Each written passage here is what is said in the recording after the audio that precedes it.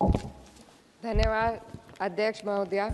आज हमारे राष्ट्रगीत के 150 वर्ष पूरे होने पर हो रही महत्वपूर्ण चर्चा में गर्व के साथ एक भारतीय होने के नाते मैं अपने विचार रखना चाहती हूँ। सदन में इतिहास को तोड़ मरोड़ कर पेश करके फिर से मुस्लिम तुष्टीकरण के नाम पर भारतीय मुसलमानों को कटघरे में खड़े करने की कोशिश की जा रही है। लेकिन मैं सदन में बताना चाहूँगी कि हम भारतीय मुसलमान जिन्ना के आह्वान को ठुकराकर अपने इस प्यारे वतन की मिट्टी के साथ मजबूती से जुड़े रहे। हमने महात्मा गांधी, बाबा साहब डॉक्टर भीमराव अंबेडकर, रविंद्रनाथ टैगोर जी, सुभाष चंद्र बोस जी, मौलाना अबुल कलाम आज़ाद, अशफाक उल्लाह खां साहब के विचारों को अपनाया। हम भारतीय मुसलमान इंडियंस बाय चॉइस हैं, बाय चांस नहीं। वंदे मातरम के किन छंदों को राष्ट्रगीत के तौर पर अपनाया जाए, यह फैसला सर रविंद्रनाथ टैगोर और सुभाष चंद्र बोस जी जैसे नेताओं के परामर्श के बाद हुआ।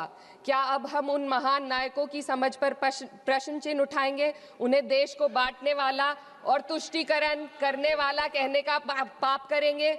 उन महान हस्तियों ने वंदे मातरम के उन छंदों को अपनाया जिन्होंने देश के हर वर्ग, हर धर्म के मानने वालों को एक सूत्र में पिरोने का काम किया। और मैं एक घटना आप लोगों के सामने रखना चाहती हूँ। वर्ष 1998 में उत्तर प्रदेश सरकार के मंत्री रविंदर शुक्ला जी ने स्कूलों में राष्ट्रगीत को गाना अनिवार्य कर दिया था। लेकिन तब के तत्कालीन प्रधानमंत्री अटल बिहारी वाजपेयी जी ने, जो उस समय लखनऊ के दौरे पर थे, उत्तर प्रदेश सरकार के इस फैसले पर नाराजगी जताई और यूपी सरकार ने राष्ट्रगीत को अनिवार्य करने वाले मंत्री को बर्खास्त कर दिया था। अब मैं सत्ता पक्ष से सवाल करना चाहूंगी।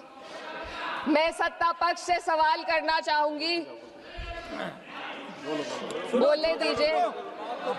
मैं सत्ता पक्ष से सवाल करना चाहूंगी कि जो विजन आजादी के समय के लोगों का था राष्ट्रगीत को स्वेच्छा पर छोड़ने का, उसी का अनुसरण माननीय अटल बिहारी वाजपेयी जी ने किया, तो क्या वे भी मुस्लिम तुष्टीकरण कर रहे थे?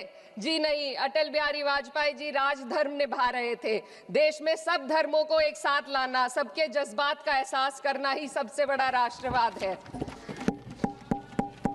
माननीय अध्यक्ष महोदया, आज हमें वंदे मातरम के असली भाव को समझना जरूरी है।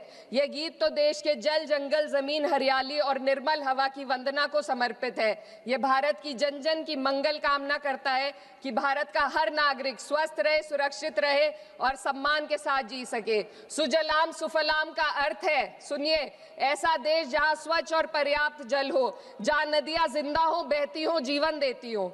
अध्यक्ष महोदय, लेकिन अब जरा यमुना का हाल देखिए। दिल्ली प्रदूषण नियंत्रण समिति की 2025 की रिपोर्ट बताती है कि यमुना के कई हिस्सों में बीओडी स्तर 127 mg पर लीटर है तक पहुंच चुका है, जबकि किसी जीवित नदी के लिए ये 3 mg पर लीटर से कम होना चाहिए।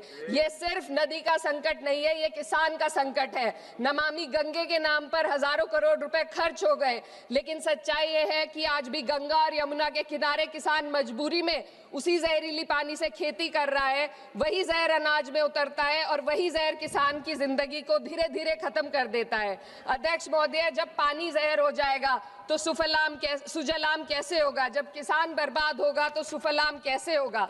मलयज शीतलम, मलय का अर्थ है मलय पर्वत से बहने वाली ठंडी, सुगंधित, चंदन जैसी हवा जो जीवन देती है, बीमारी नहीं। आज मैं इस सदन से पूछना चाहती हूँ, क्या आज के भारत की हवा मलयज शीतलम है? नहीं अध्यक्ष जी, बस संसद से बाहर कदम रखिए, एक गहरी सांस लीजिए। ये चंदन की महक नहीं, ये जहर है जो आपके हमारे फेफड़ों में उतर रहा है। दुनिया के 20 सबसे प्रदूषित शहरों में से 13 भारत में है। दिल्ली की हवा में सांस लेना मानो रोज 20 सिगरेट पीने जैसा हो। भारत हर साल सर्दियों में जहरीली हवा के प्रकोप में घिर जाता है। AQI गंभीर स्तर पर आ जाता है। ठंडी हवा का सपना अब गैस चेंबर की हकीकत बन चुका है। हम वो देश हैं जहां सरकार प्रकृति पर बने गीत का मान मर्दन तो करती है, पर उसी प्रकृति, जंगल, हवा, पेड़ को बचाने वाले कानूनों को धीरे धीरे खुद ही खत्म कर रही है। ये है आज के हमारे मलयज शीतलम की अफसोसजनक सच्चाई।